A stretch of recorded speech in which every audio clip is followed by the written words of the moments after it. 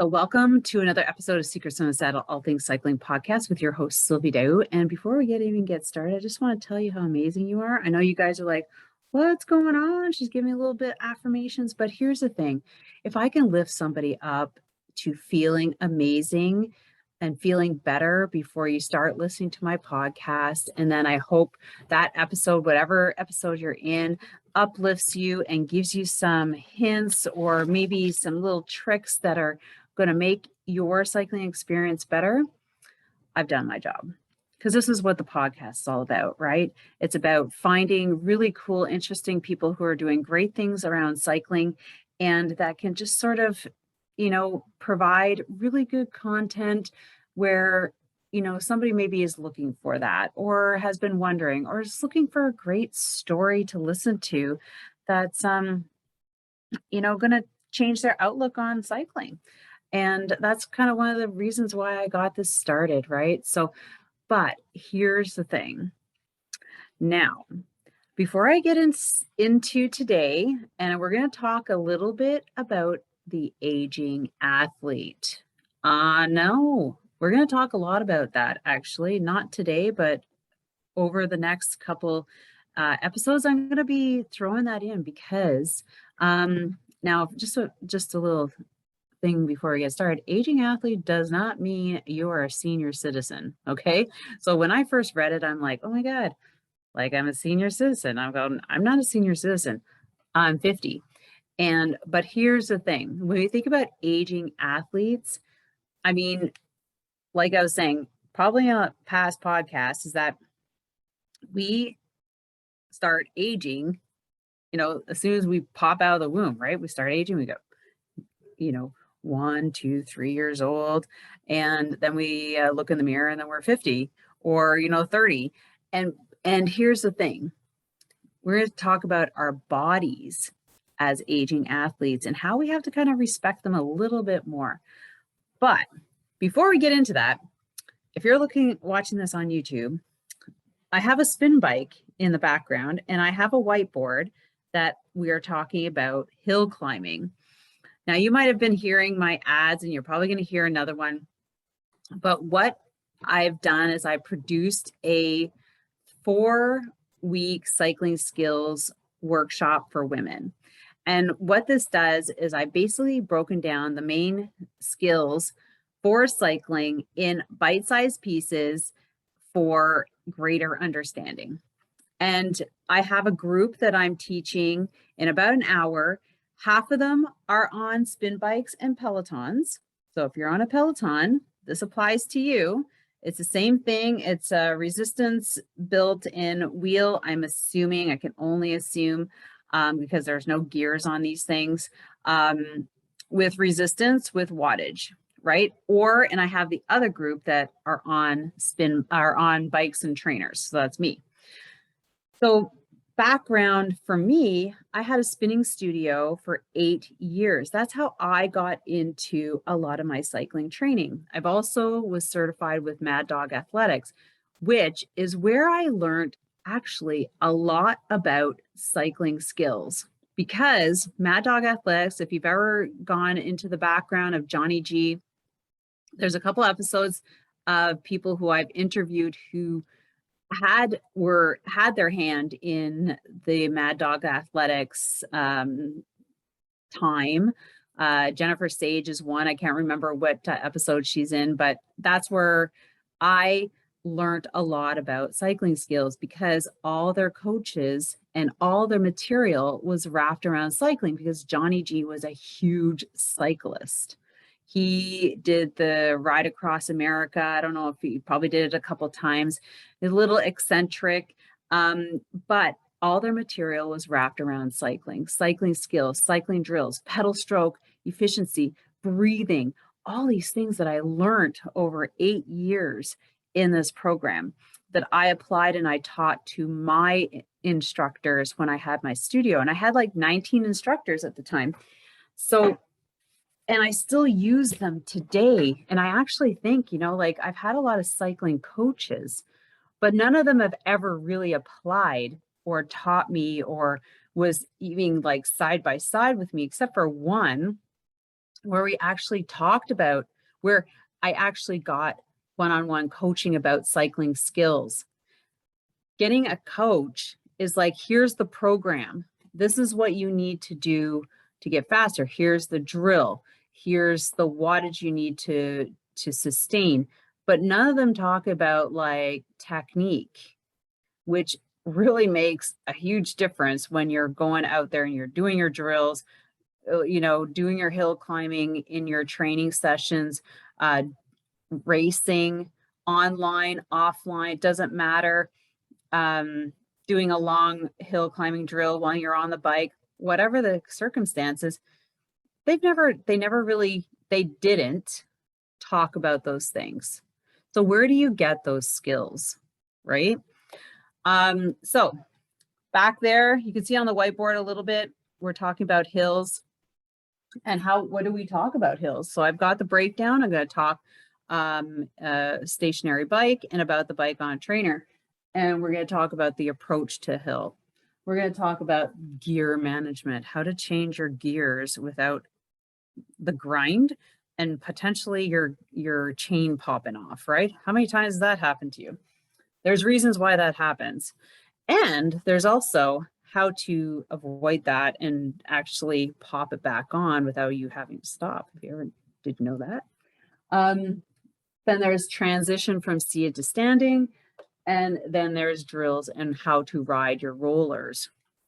Love that. So hill climbing is one of those skills that, and actually hills are one of those things a lot of people tend to avoid in their rides because they're very, the frustration is there on how to go up them with ease, tackle them. Like I see so many people who don't even bother changing their gears. And I talk a lot about, your approach to your hill, changing from your big ring to your small ring. Like the thing is that you want to work smarter, not harder.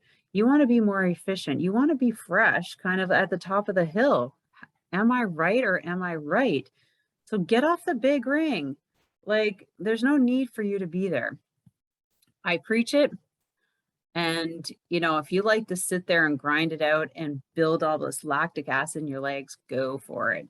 But at the end of the day, you're not as efficient as you probably wish you were, right? So that's what I'm doing. So it's 4 weeks. So last week we talked about pedal stroke. This week is hill climbing. Next week is nutrition and strength training and sleep. And then the last one is strength, power, and speed. So sprinting, getting faster, things like that. So I do a lot of explanation. Then I'm going to do some demonstrating because, like I said, I have ladies who are on the Peloton. And just because you're on the Peloton, like I've been in those classes, there is no warm up. Like you're responsible for that. And it's like off to the races, like for 45 minutes. Like your heart rate goes from 0 to like 180 and it stays there. And there's I've never been on one, but I can only imagine because I've been in these type classes here in the studios. So that's what I'm doing today. That's my background. I got my level 3 national cycling performance coaching certification back in 2013 when I took Girl to Nationals. And I've just been passionate about it ever since. I have a women's cycling club. I've coached over like 1,000 women between these programs outside. I have a 16-week program that you're hearing about. But let's talk about the aging athlete because I don't want to keep this too much, but I want you to think about it because I've been thinking about it a lot as I put together my training program for this year and my goals for next year. So next year, I would like to get back into the racing scene at some capacity. I've looked at some events. I just got a gravel bike. There's going to be a gravel series. So what does that look like?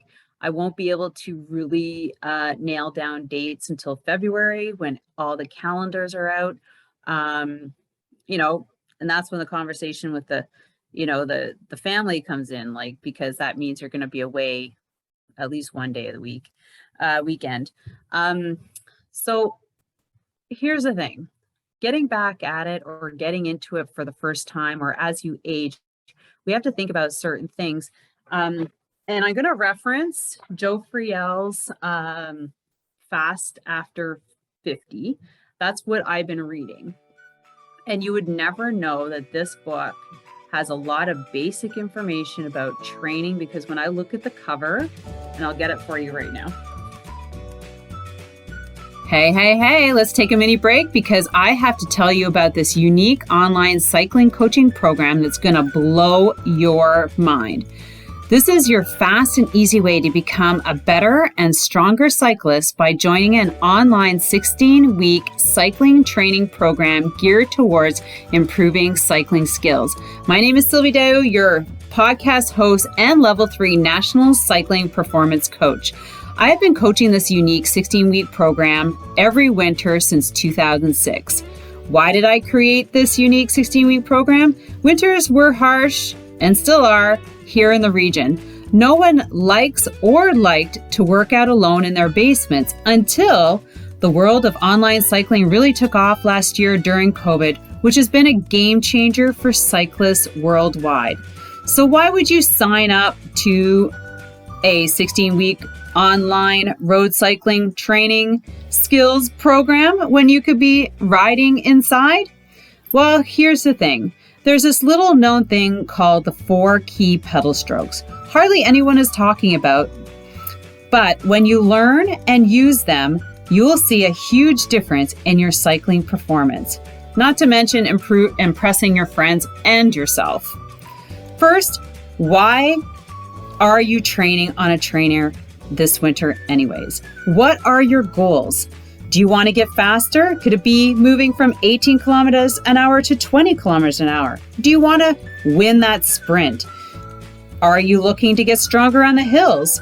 Do you want to now be the first to the top, not the last?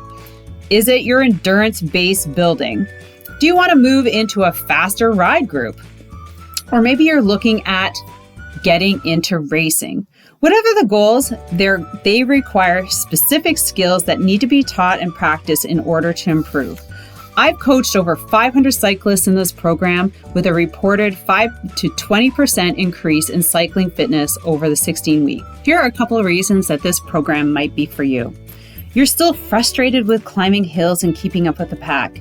You like structure and scheduled training sessions. You like to train in your cycling zones. Your heart rate is all over the place. Possibly you want to optimize gear changing and learn a little bit more about that to become more efficient. You would like coaching feedback on technique and form. Joining a cycling skills program like the 16-week program can provide more benefits that will help drastically improve your cycling fitness through focused training in your heart rate zones, hill climbing, speed, endurance, while building up fitness through the 16 weeks of periodized winter and strength training program. Go to 16wkroadcycling.ca. That's 16wkroadcycling.ca for all the details and to join today. The program starts in December. Now, back to our episode. You see it? Kind of intimidating, right? Like, really, you have to be a serious racer to want to pick up this book. But when you start listening to it, it really makes sense. And this cover should probably change. But the thing is that talking about the aging athlete, and you know how we all put together programs that are a week long. We have a week-long block, right? And we have 4 blocks that are periodized: easy, mid, hard, hardest, recovery, or recovery, easy, mid, hard, recovery. So we periodize our blocks, which are weeks, for like 7 days. But here's the thing. When you start getting older, or even if you're starting to get into it, these workouts might require you to take longer rest days. You know how you could like work out one day, maybe work out the next night, do something on the third day, have a day off. So sometimes that doesn't work anymore. You might need 2 days to fully recover from that workout that day. And I'm getting to that point where I need a little bit more recovery time. So what does that look like in my program? That looks like instead of a 7-day training period, I now have a potentially 9-day. And that is respectfully so that I can recover properly and also be able to put out a quality workout the next time I go out. So there's a lot more planning, and we have to respect our bodies. So say I'm like the 30-year-old newbie, and that's when I started racing. So you could go out more often, do harder workouts back to back, but there comes a point where you do need more recovery time. And this is like to avoid burnout, overtraining, injury, things like that, right? Listening to our body is one of those skills that need to be utilize a little bit more or put into play, because a lot of us are just like the FOMO of like the group ride, or these guys are going out and you have to go over here and oh my gosh, I've got to do this every day Saturday ride. But the thing is about thinking about what your program looks like now. And the other thing that he talked about is that when we get older, we tend to do more longer, slower distance rides. And this is actually hurting or will hurt our performance as we get older. So like, so now that I'm older, I tend like maybe the long, slow distance are better for me to stay fit, but they will actually like stop my progress because I'm taking away the intensity, the intense workouts. And it's actually the intense workouts that keep me healthy, that keep me getting fitter. Okay, so without going into too much detail, I am just going to encourage you. I am going to do more stuff, but I just came in here. I wanted to come in here quickly and just talk about this book. I'm going to put the link to Amazon. I highly recommend that you get the book and you get the audiobook so that you can listen and use the book as a reference. So because we have way more opportunities to listen to books while we're doing something. And then you're like, oh my gosh, yeah, like I'm going to go in here and highlight a couple things and go back and reference them and start looking at my program and changing it up so that it makes more sense based on the knowledge that I'm gaining from this book.